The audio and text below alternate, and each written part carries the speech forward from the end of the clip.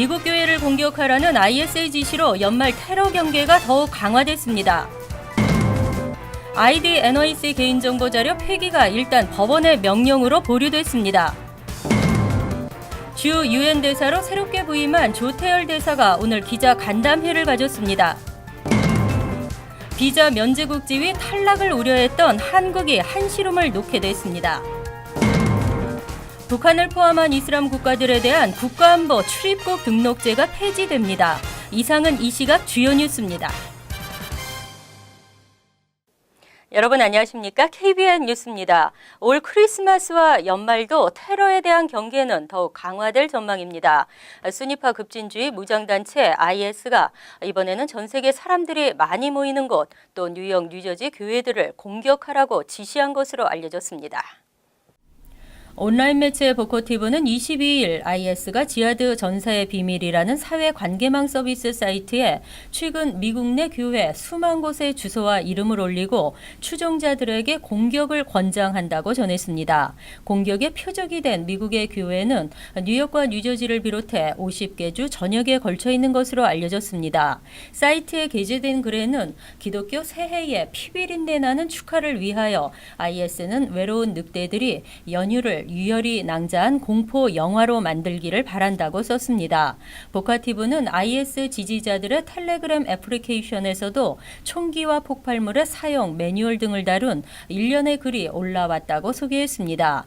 이슬람의 아들로 명명된 또 다른 그룹도 미국, 캐나다, 프랑스, 네덜란드에 있는 교회, 유명 호텔, 사람이 많이 모이는 커피숍과 거리, 공공장소 등의 주소를 열거하고 추종자들에게 이곳을 공격하라고 강조했습니다.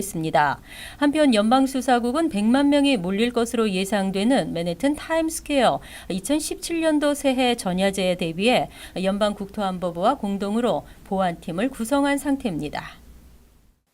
ID NYC 개인정보 자료 폐기가 일단 법원의 명령으로 보류됐습니다. 본격적인 심리는 1월에 열릴 예정입니다. 21일 뉴욕주 지방법원에서 ID NYC 자료 폐기 금지 요청 소송에 대한 예비 심리가 열렸습니다. 뉴욕타임즈는 22일 필립 미나르도 판사가 일단 원고의 요청을 받아들여 자료 폐기 작업을 1월 첫 주 이후로 연기시켰다고 보도했습니다. 소송을 제기한 니콜 말리오타키스와 로널드 캐스토리나 의원은 ID NYC 개인정보 자료 폐기는 국가 안보를 위협한다며 자료 보존을 주장했습니다. 말리오타키스 의원은 ID NYC 자료는 최소 5년 동안은 보존돼야 하고 자료 폐기에 근본적으로 반대한다고 밝혔습니다. 미나르도 판사는 다음 달 열리는 본심리에서 본격적으로 시정부의 입장을 듣겠다는 방침입니다. 특히 그는 빌 드블라지오 시장이나 멜리사 마크 비버리토 시의회 의장이 심리에 참석하길 희망하고 있지만 참석 명령을 내리지는 않았습니다. ID NYC는 조례 제정 당시 신청자의 개인정보 자료를 2년 동안만 보관하도록 했고 이후에는 폐기 처분하도록 명시했습니다. 내년부터는 연방정부 이민정책이 강경해질 것으로 전망되면서 ID NYC의 개인정보 자료가 이민자 단속에 활용될 수 있다는 우려가 커지고 있는 상황입니다. 시정부는 자료 폐기가 신청자의 사생활과 개인정보 보호에 필요하다고 주장하고 있습니다. 주 UN 대사로 새롭게 부임한 조태열 대사가 오늘 기자 간담회를 통해 한인 사회에 인사를 했습니다. 조 대사는 UN에서 대한민국의 위상이 더 높아지고 역할이 더 부각될 수 있도록 최선을 다하겠다고 밝혔습니다. 보도에 지한샘 기자입니다. 주 UN 한국 대표부가 오늘날 맨해튼 한인타운에서 개최한 동포언론 간담회에서 새롭게 부임한 조태열 대사는 UN에서 한국의 위상을 높이는 데 최선을 다하겠다고 밝혔습니다. 조 대사는 유엔에서 일어나는 일들이 뉴욕 동포사회에 잘 전달될 수 있도록 노력하겠다며 한인 2세들의 주류사회 진출에도 도움이 될 수 있도록 하겠다고 밝혔습니다. 그동안에 닦아놓으신 기반을 토대로 우리 위상이 더 높아지고 우리의 역할이 더 부각될 수 있도록 최선의 노력을 다하도록 하겠습니다. 그 가운데 동포 여러분들도 가끔씩 만나뵐 수 있는 기회를 만들었으면 좋겠습니다. 감사합니다. 조태열 대사는 고 조지훈 시인의 셋째 아들로 통상과 다자 업무에 정통한 외교관 출신입니다. 조 대사는 박근혜 정부 출범 직후인 2013년 3월부터 외교부 2차관에 임명돼 그동안 현 정부에서 가장 오랫동안 차관직을 수행했습니다. 조 대사는 외무고시 13회로 1979년 외무부에 첫 발을 들였으며 통상 2과장과 주 미국 참사관, 지역 통상국장, 주 제네바 대표부 차석대사 등을 역임했습니다. KBN 뉴스 지한샘입니다. 비자 거부율이 오르면서 비자 면제국 지위 탈락을 우려했던 한국이 한시름을 놓게 됐습니다. 최근 비자 거부율이 급락한 것으로 나타났습니다. 국무부가 21일 발표한 방문 비자 거부율 현황에 따르면 한국은 8.65%로 나타났습니다. 직전 회계년도보다 4.5%포인트나 하락한 것입니다. 한국도 비자 면제 프로그램이 처음 시행되면서는 거부율이 급등했습니다. 2011에서 12 회계년도에는 13.0%, 2012에서 13 회계년도에는 18.1%로 증가했고 2013에서 14 회계년도에는 21.2%로 최고치를 기록하면서 비자 면제국 지정이 위태로운 수준이었습니다. 하지만 2013에서 14 회계년도 거부율은 한 자릿수로 급락했습니다. 통상 비자 면제국으로 지정되려면 방문 비자 거부율이 3%대를 기록해야 합니다. 국무부 규정상으로는 비자 면제 프로그램이 시행 중이라도 일정 기간 동안 미국에 입국하려다 거부당한 사람들과 미국 입국 후 입국 조항을 어긴 사람들의 총합이 입국 신청 총합의 2% 이상일 경우 비자 면제 프로그램 가입국 지위를 재검토할 수 있습니다. 실제로 남미의 아르헨티나와 우루과이는 각각 2002년과 3년에 비자 면제국 지위를 박탈당하기도 했습니다. 비자 면제국 지위는 2년마다 심사를 거쳐 연장되는데 현재 한국의 비자 면제국 지위는 2017년 3월까지 유효합니다. 테러 위험 인물을 색출하기 위한 국가안보 출입국 등록제가 폐지됩니다. 하지만 트럼프 취임 후 다시 부활될지에 대한 우려도 배제할 수 없는 형편입니다. 연방국토안보부는 지난 2001년 9.11 테러 후 2002년 10월부터 시행됐던 국가안보 출입국 등록제를 23일부로 완전 폐지한다고 밝혔습니다. 무슬림 입국 금지를 공약으로 내세웠던 트럼프 대통령 당선인을 겨냥한 오바마 행정부의 조치로 해석됩니다. 국가안보 출입국 등록제는 북한 포함 이슬람 국가 등 총 25개국 출신 16세 이상 남성들에게 모두 그 체류 자격에 상관없이 이민 당국에 등록을 하도록 요구해 왔습니다. 연방정부는 외국인 등록제가 이슬람 국가들과 미국 내 커뮤니티, 인권단체 등으로부터 거센 반발을 사자 2003년 말 이를 중단했다고 발표했으나 실제로는 오바마 행정부 출범 이후인 2011년 이 제도를 중단시킨 바 있습니다. 1월 20일 취임하는 트럼프 대통령 당선자는 반이민 정책 시행에 강한 의지를 보이고 있습니다. 때문에 국가안보 출입국 등록제가 부활되고 재시행될 가능성도 배제할 수 없는 상황입니다. 하지만 일단 규정이 폐지됐기 때문에 재시행에 들어가기 위해서는 다시 처음부터 입법 절차를 거쳐야 합니다. 입법 절차 후 의회의 동의를 얻기까지도 순탄하지는 않을 것으로 전망됩니다. 며칠 남지 않은 달력을 봅니다. 크리스마스와 연말연시를 앞두고 있는데요. 어느 해보다 시끄러웠고 어느 해보다 바빴던 것 같습니다. 올 연휴 여행을 떠나는 여행객이 사상 최대로 예측됐습니다. 올 연말연시 여행을 계획한 미국인들이 늘어날 것으로 보입니다. 전미자동차협회에 따르면 오는 12월 23일부터 내년 1월 2일까지 전국에서 50마일 이상 여행을 떠나는 미국인은 모두 1억 300만 명으로 집계됐습니다. 이는 지난해보다 1.5% 증가한 수치입니다. 자동차 여행을 계획한 인구수는 전년 동기 1.5% 증가할 것으로 전망됐습니다. 항공기 여행객도 무려 3.5% 늘어날 것으로 예상됐습니다. 반면 버스, 기차, 선박 이용객은 소폭 감소할 것으로 추산됐습니다. 고용시장 개선과 휘발유세 감소 등이 여행객 증가의 원인으로 분석되고 있습니다. 한편 이번 연휴 기간 방문 장소로 가장 인기 높은 도시를 꼽는 순위 조사에서 뉴욕시는 전국 3위를 기록했습니다. 원달러 환율이 달러당 1,200원대를 돌파했습니다. 연준의 기준금리 인상 이후 달러 강세의 영향 때문입니다. 이 같은 달러 강세는 내년 말까지 지속될 것으로 전망됐습니다. 22일 서울 외환시장에서 원달러 환율은 직전 거래일보다 달러당 9.0원 오른 1204.50원으로 장을 마감했습니다.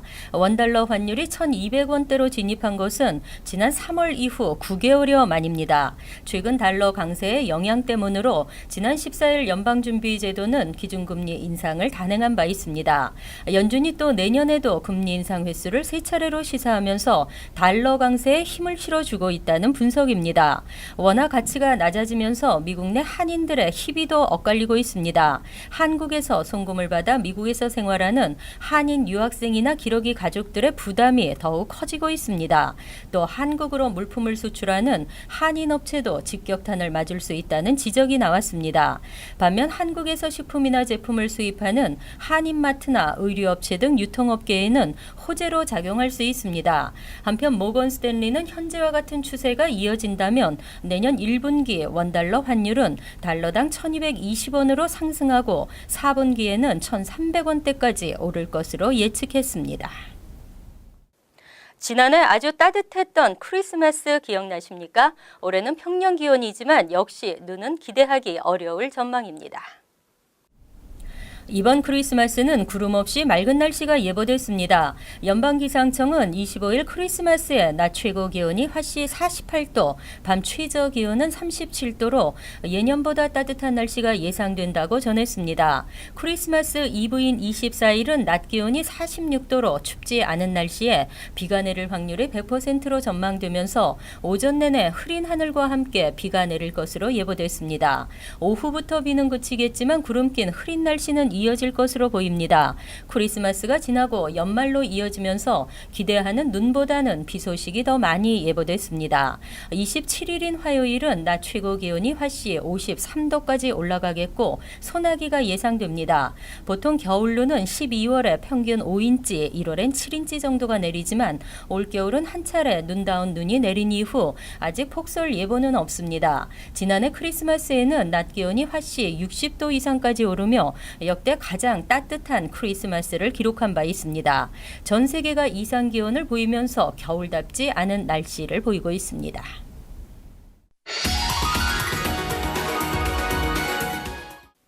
이어서 LA 지역 한인사회 소식입니다. 한국 기술로 미 보일러 시장을 석권하고 있는 기업이 있습니다. 기술력은 물론 살아있는 경영 전략으로 무서운 성장세를 보이며 주류 시장을 점령하고 있습니다. 여준호 기자의 보도입니다. 1960년대 연탄 보일러 업체로 출발해 글로벌 에너지 기업으로 성장한 경동나비엔. 세계적으로 인정받은 콘덴싱 기술력을 바탕으로 미주 진출 10년 만에 순간식 콘덴싱 보일러와 가스 온수기 분야에서 점유율 1위를 차지하며 시장을 선도해 나가고 있습니다.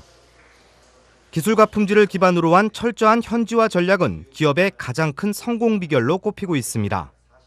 미국 시장에서는 탱크 온수기, 그다음에 일반 탱크리스 온수기, 그다음에 컨덴싱 제품으로 보게 되면 시장에서는 탱크리스 제품이 컨덴싱 쪽에서는 제품이 많이 출시가 되지 않은 상태에서 어떤 소비자가 요구되는 제품을 출시를 했다는 점이 시장에 처음에 진입하는 데 많은 도움이 됐던 것 같습니다. 특히 체계적이고 세부화된 직원 교육 시스템은 기업 성장 동력의 원천이 되고 있습니다. 에너지 기술 연구를 비롯해 전문 인재 양성에 대한 아낌없는 투자는 기업 경영의 시너지 효과를 불러일으키며 매출 확대로 이어지고 있습니다. 현지화 전략은 한국 업체가 미국 시장에서 성공하기 위해서는 반드시 진행해야 되는 부분이고 현지에 걸맞는 인재, 그런 인재들을 시장에서 선별적으로 고용을 하고 그 인원을 통해서 시장 진입을 좀 더 용이하게 진행했던 것 같습니다. 그동안 기업 간 거래 B2B 시장에 주력했던 경동나비에는 최근 친환경 온수 매트를 출시하고 소비자들과의 직접 소통에 나섰습니다. 소통의 일환으로 다양한 사회 공헌 활동도 전개하며 한인 소비자들에게 좋은 반응도 얻고 있습니다. 한편 경동나비에는 앞으로도 한인 업체와 협력 마케팅을 펼치는 등 한인 커뮤니티를 위한 적극적인 홍보 활동을 전개할 계획이라고 밝혔습니다. MBC 뉴스 여준호입니다. 월드리포트입니다. 곳곳의 크리스마스 조명과 장식이 할러데이 분위기를 더하고 있습니다. 아름다운 조명 속에서 가장 멋진 크리스마스 모두 함께 하시기 바랍니다. 시카고의 한 주택. 집 전체가 보라색 조명으로 장식돼 있습니다.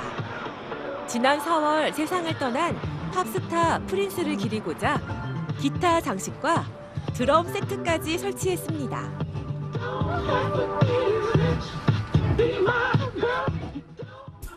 코네티컷의 한 주택. 집은 물론 잔디까지 빈틈없이 알록달록한 전구로 장식돼 있습니다. Grew up in this house, started decorating with my dad, and then I took over. 31 years later, 60,000 lights. 60,000 lights. 지붕에는 USA라는 커다란 글자 조명이 설치됐는데 미국 통합을 염원하는 뜻이라고 합니다. 3, 2, 1. 카운트다운과 함께 거대한 크리스마스 조명에 일제히 불이 들어옵니다. 마당에 그려진 기쁨이라는 글자가 반짝이고 집 주변 전체가 화려한 조명으로 빛납니다. 음악에 맞춰 거대한 트리 조명과 캐릭터 조명이 반짝이는 광경에 박수가 절로 나옵니다. 춤추는 것처럼 보이는 화려한 조명은 기본. 하늘을 나는 산타와 술록 모형을 설치한 집도 있습니다. One thing that caught my eye the most was the Santa. He was just literally hanging out of thin air and he moved.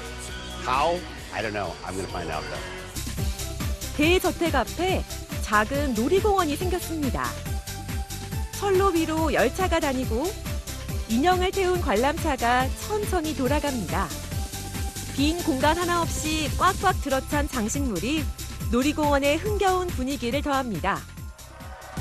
미국의 한 방송사는 상금 5만 달러, 우리 돈 6천만 원을 걸고 가장 멋진 크리스마스 조명을 뽑는 리얼리티 쇼를 기획하기도 했습니다. 모두를 동심으로 돌아가게 하는 신명나는 전쟁. 누가 우승을 차지하게 될지 관심이 쏠리고 있습니다. 간추린 소식입니다.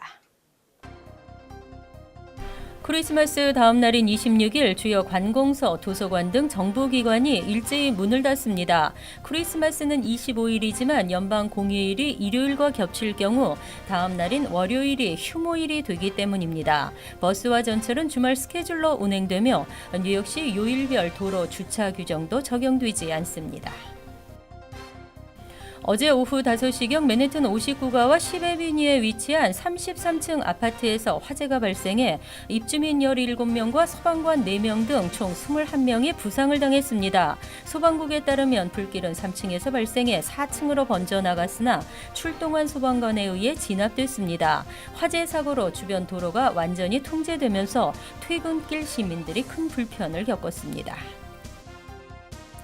뉴욕주 재정서비스국은 전과자 직원을 둔 업체가 범죄 피해 보험에 가입할 경우 보험사가 이를 거절하지 못하도록 하는 규정을 발표했습니다. 전과자들의 일자리 확대와 고용한 업체들의 피해 보상을 위해 전국 최초로 마련된 이 규정은 내년 7월 1일부터 시행됩니다. 퍼라모스타운 보건위원회는 21일 현행 19세에서 21세 이상으로 담배 구입 허용 연령을 상향시키는 조례안을 내달 열리는 타운의회 원래 회의 때 상정할 계획이라고 밝혔습니다. 퍼라모스 타운의회는 지난 2015년 이 같은 내용의 조례안을 상정했지만 폐기된 바 있습니다. 퍼라모스 타운의회는 이에 자체적으로 조례안을 다시 상정해 담배 구입 허용 연령을 21세 이상으로 상향 조정한다는 계획입니다. 다음은 시사 컬럼이 이어집니다.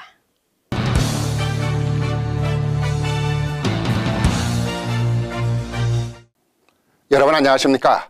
뉴욕주와 뉴욕시에서는 다양한 언어 서비스가 제공이 되고 있습니다. 이 가운데 한인들이 공공기관에서 한국어 서비스가 시작된 것은 뉴욕시가 지난 2008년부터이고요. 뉴욕주는 2011년부터입니다. 언어 문제로 고충을 겪고 있는 한인 이민자들에게는 아주 반가운 일이었습니다. 이 같은 한국어 서비스가 시행될 수 있었던 것은 한인 사회의 인구 증가와 발전이 가져온 결과이자 법률 이민자 연맹의 노력이 있었기에 가능했던 일입니다. 행정부의 다양한 복지 서비스 프로그램을 비롯해서 심지어 전철이나 박물관 안내 프로그램까지도 한국어 서비스가 제공되도록 되어 있습니다. 그런데 이 같은 프로그램이 제공토록 하는 관련 조례안이 있는데도 불구하고 제대로 시행이 되지 않고 있는 현실입니다. 껍데기만 다양한 언어 제공이지 실제 업무를 보기 위해서 한국어 서비스를 이용하려면 안 되는 것이 다반사입니다. 행정기관의 통역 서비스는 물론이고 특히 뉴욕시 한라인 311 한국어 통역 서비스도 제대로 연결되지 않는 문제점들이 많습니다. 더욱 한심하고 기가 막힌 것은 이러한 행정기관들의 웹사이트에 게재된 한국어 번역입니다. 이를 들여다보면 말인지 막걸리인지 알 수 없을 정도로 잘못 번역된 단어 투성이들입니다. 그 엉터리 실례를 보면 북쪽 방향을 북한이라고 하거나 신청을 도망이라고 하고 보조 프로그램을 영양 프로그램으로 번역되어 있는 등 이해할 수 없을 정도로 많은 오역으로 되어 있습니다. 이런 엉터리 오역으로 혼란을 가져오다 보니 무용지물이 되고 있는 것입니다. 이런 프로그램들이 시행된 지 수년이 지나면서 그동안 여러 차례 언론에서 지적을 해왔는데도 불구하고 별다른 시정이 이루어지지 않고 있는 현실입니다. 그렇다면 이러한 오류의 문제점들을 누가 시정하도록 해야 할 것인가 하는 것입니다. 영사관이냐 문화원이냐 아니면 한인회, 그 누구도 이러한 문제를 고민하고 수정하고자 나서는 기관이나 단체가 없다는 것입니다. 정부기관의 일이니까 대한민국 정부를 대표해서 나온 영사관이 나서야 하느냐, 아니면 동포들을 위한 한국어 서비스니까 할인 동포 사회단체가 나서야 하냐 하는 것인데 모두가 닭이냐 알이냐 식으로 이렇게 미루기만 하고 있는 것이 바로 한인 동포 사회 현실입니다. 한인들의 발전과 위상이 높아졌기 때문에 한국어 프로그램 서비스가 만들어진 쾌거라고 우리 스스로 말하고 있지만은 현실은 반대입니다. 앞에서는 정치적 신장이나 정치인 탄생이니 하는 말을 앞세우면서 정작 뒤에서는 우리에게 주어진 혜택마저 이렇게 내동댕이 치고 있는 건 분명 부끄러운 일입니다. 영사관이든 문화원이든 한인단체든 이제는 협력과 관심으로 한국어 서비스 프로그램이 제대로 가동되도록 해결할 수 있도록 해야 할 것입니다. 네, 즐거운 성탄 보내시기 바랍니다.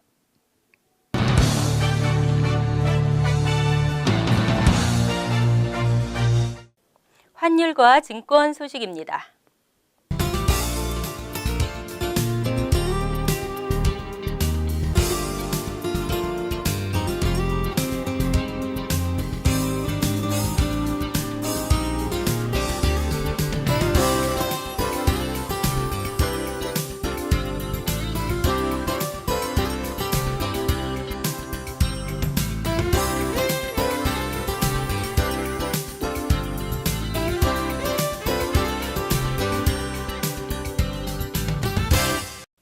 이어서 날씨입니다. 토요일은 흐리고 비가 내리겠습니다. 낮 최고 기온은 47도, 섭씨 8도, 밤 최저 기온은 36도, 섭씨 2도로 예상됩니다.